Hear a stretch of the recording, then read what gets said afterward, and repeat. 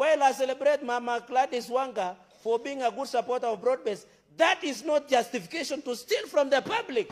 And I want to ask my beloved president, should these people be spotted at the gate of State House?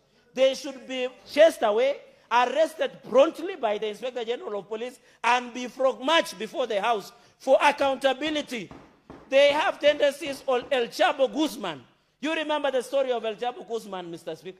He ran away, but it was finally caught up, Mr. Speaker. They can never hide. And I know where they are going to hide, Mr. Speaker. Even Abdul Samad, Mr. Speaker. Even Garissa, Mr. Speaker, where 731 million was paid to ghost workers, Mr. Speaker. And our governor in Migori is hiring what we call sangueñas to be the cheerleaders in a function, Mr. Speaker. Do you want us to celebrate? Bay. Oh, my Bay.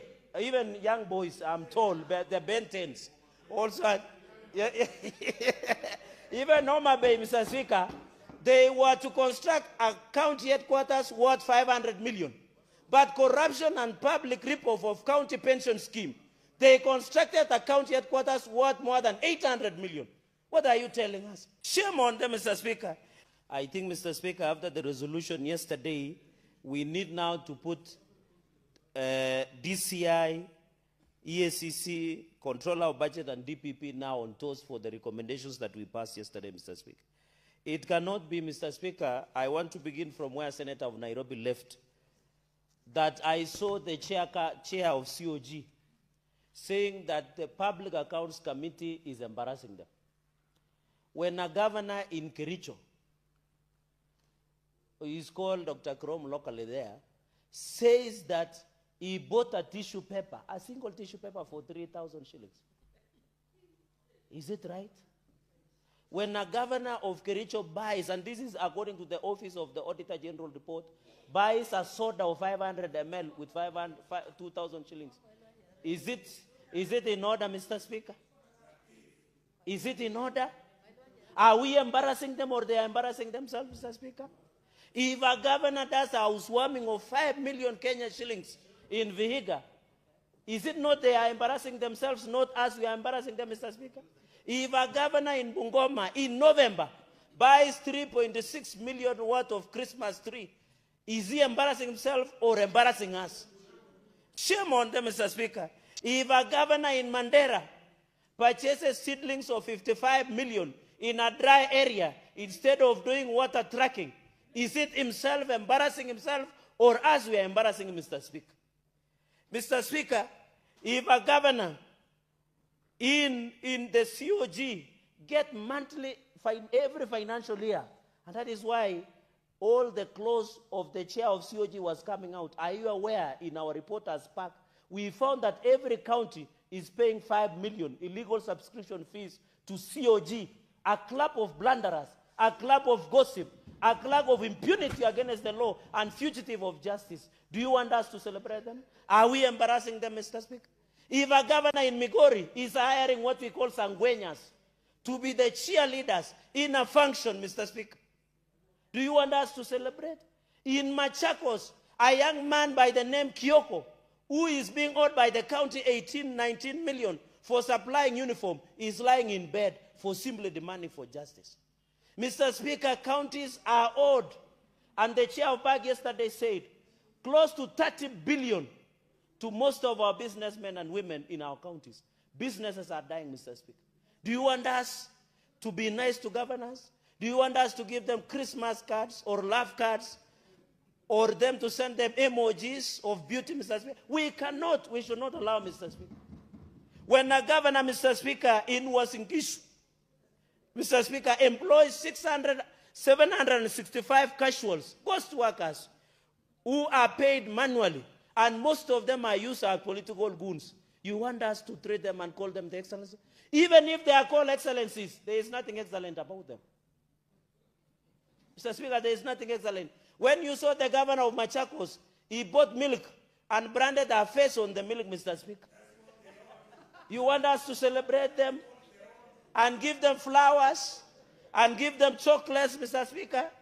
When the governor of Siaya, who used to pride himself as the working constitution, violates Article 10, on national values and principles of good governance.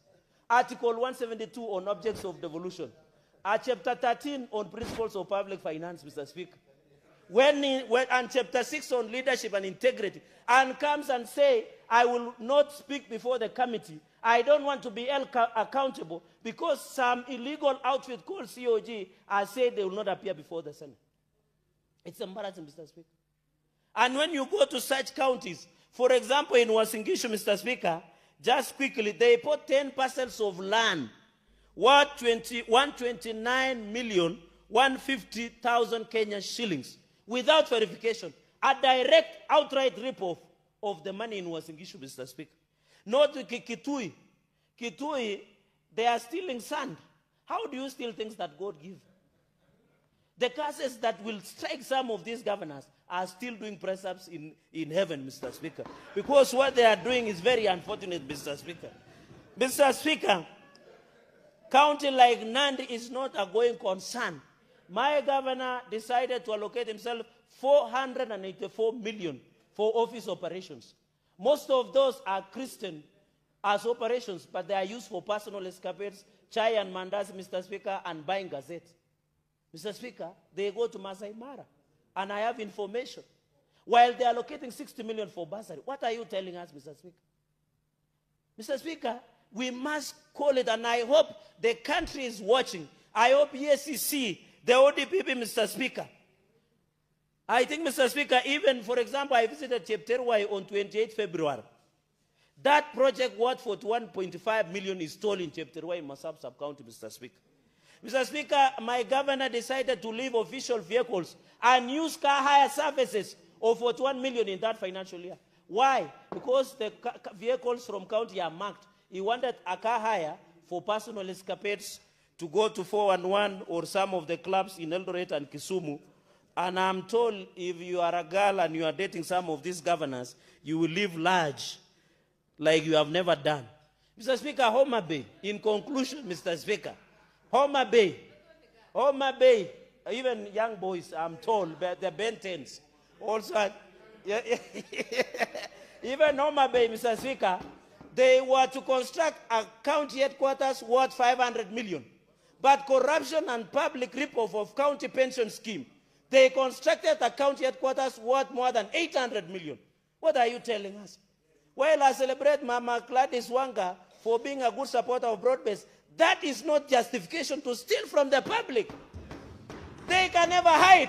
And I know where they are going to hide, Mr. Speaker. Even Abdul Samad, Mr. Speaker. Even Garissa, Mr. Speaker, where 731 million was paid to ghost workers, Mr. Speaker. And I want to ask my beloved president, should these people be spotted at the gate of State House? They should be chased away, arrested promptly by the Inspector General of Police, and be frog-marched before the House for accountability. They have tendencies on El Chapo Guzman. You remember the story of El Chapo Guzman, Mr. Speaker? He ran away, but it was finally caught up, Mr. Speaker. I want to say, as protectors of devolution, Mr. Speaker, that we must agree as a country. Look at Elgeyo Marakwet County. They purchased semen worth 273 million bioassets. Why would you purchase semen that is free available when the cow and the bull is on it? Why are you buying semen, Mr. Speaker?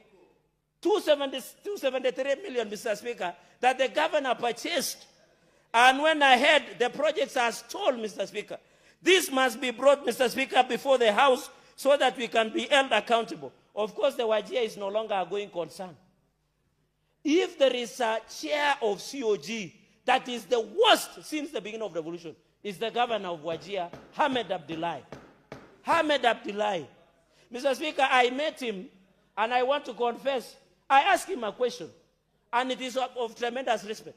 I asked him, it is not halal to eat pork, but is it halal to steal from the public? He did not answer me. He said he's in broad-based. Mr. Speaker, we must call these thieves for who they are. Whether they are in one term or two term, they are thieves. It will never change, Mr. Speaker. And we must prosecute them, Mr. Speaker.